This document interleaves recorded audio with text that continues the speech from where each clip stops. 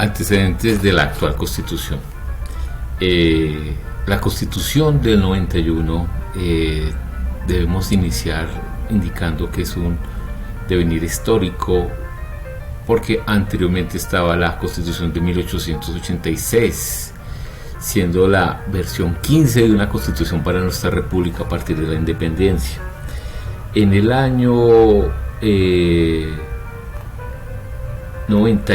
89, 90, 91 se empieza a hacer un periodo preconstituyente a través de un movimiento estudiantil que se origina históricamente a raíz del asesinato del candidato presidencial del nuevo liberalismo, Luis Carlos Galán Sarmiento.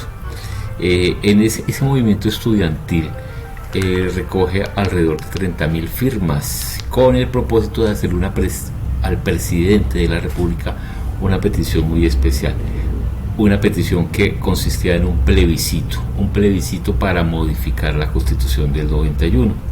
El movimiento estudiantil, consolidado como ese movimiento de la séptima papeleta, para que los ciudadanos se incluyeran en las elecciones del año 1990, una nueva papeleta, un documento específico que indicara si se convocaría al pueblo de Colombia para la realización de una Asamblea Nacional Constituyente, pues tuvo buen arraigo dentro del gobierno nacional y así se hizo.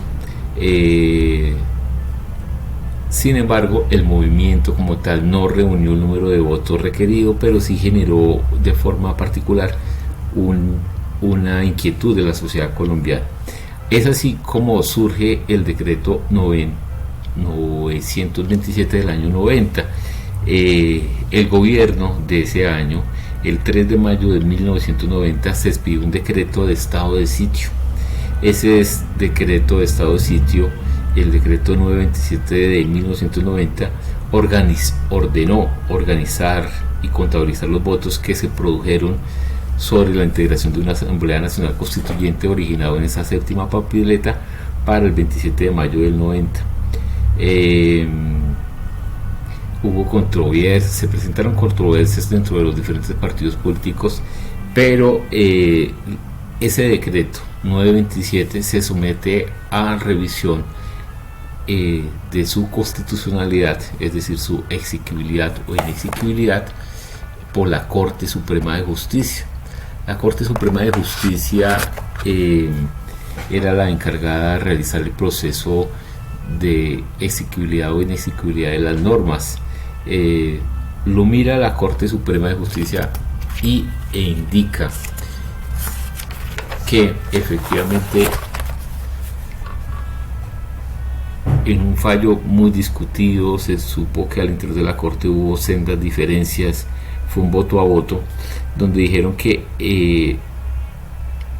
el pueblo de Colombia, en ejercicio de su soberanía, no puede convocar una Asamblea Nacional Constituyente, y eso no podría dar lugar a una interpretación si es exequible o no, porque finalmente quien es soberano dentro del Estado colombiano es el pueblo de Colombia. Es así como se emite el decreto 1926 del año 91. Por medio de entonces ese estado de sitio se convoca a los ciudadanos para que eligieran una Asamblea Nacional Constituyente, y así fue. Los resultados electorales de ellos se manifestaron el 9 de diciembre del año 90. Hubo una participación electoral, la verdad, muy baja, porque fue cercana al 26% del censo electoral del momento. El total de votos para ese momento es una cosa que hoy nos resulta un poco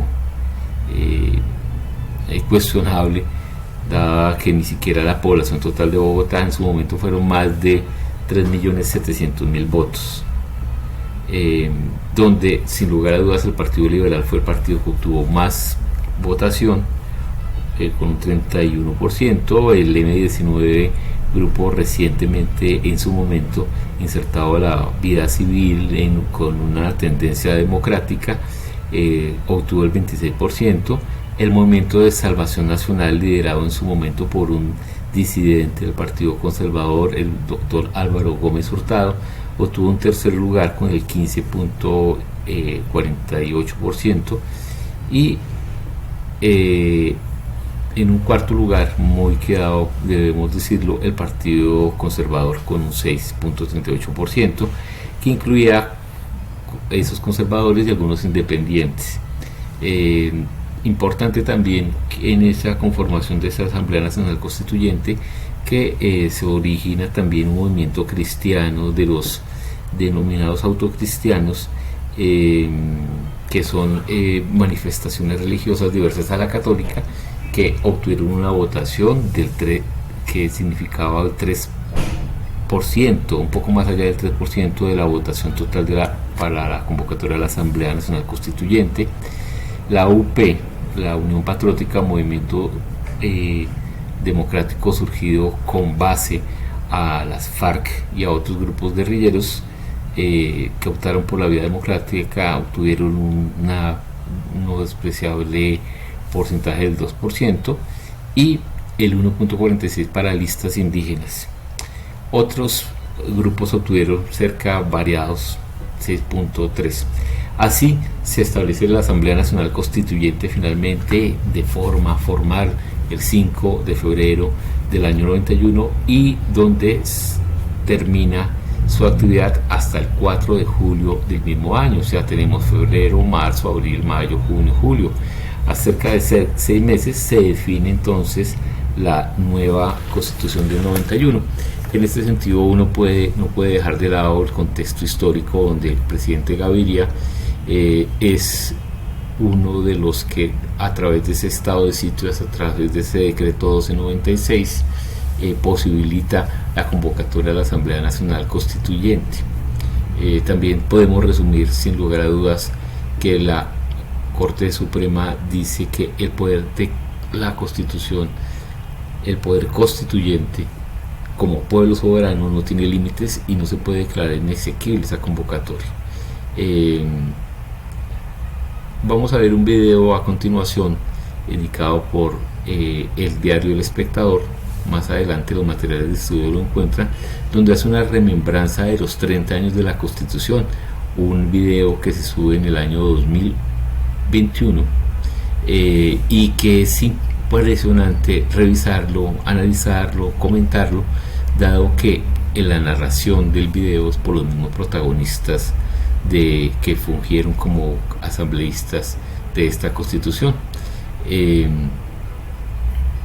donde pues se encuentra cómo esa Asamblea Nacional Constituyente se formó no por un presidente como era la cosa inicialmente o como se pretendía inicialmente, sino por 3 presidentes. Un presidente por el M19, que fue el doctor Antonio Navarro Wolf, posterior ministro de Salud, alcalde encargado de Bogotá y gobernador de Pasto, diferentes cargos públicos.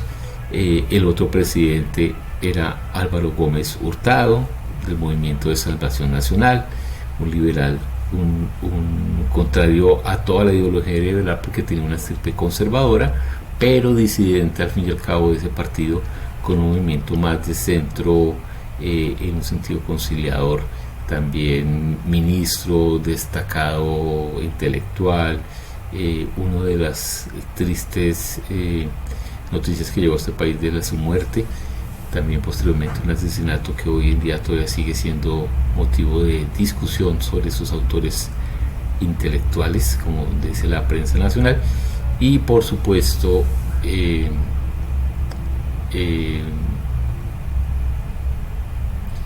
por parte del Partido Liberal estuvo y muy arraigado con el gobierno de turno de César Gaviria como presidente, el representante del Partido Liberal, el doctor Horacio Serpa Uribe, también fallecido de forma reciente. Entre esos 3 entonces, Movimiento de Salvación Nacional, Partido Liberal, el M19, se armó un famoso triunvirato, que de una vez de tajo indicó: esta Asamblea Nacional Constituyente no lo lidera una sola persona, sino 3 personas, y pues de una posibilidad diferente. de la Asamblea Nacional Constituyente. Entonces vamos a ver más adelante materiales que nos refieren a esos temas. Sigan adelante con ese curso y disfrutemos del video con mucho análisis, porque luego, después de ver el video, tendré que hacer un ensayo que está planteado en las tareas de esta unidad. Muchas gracias.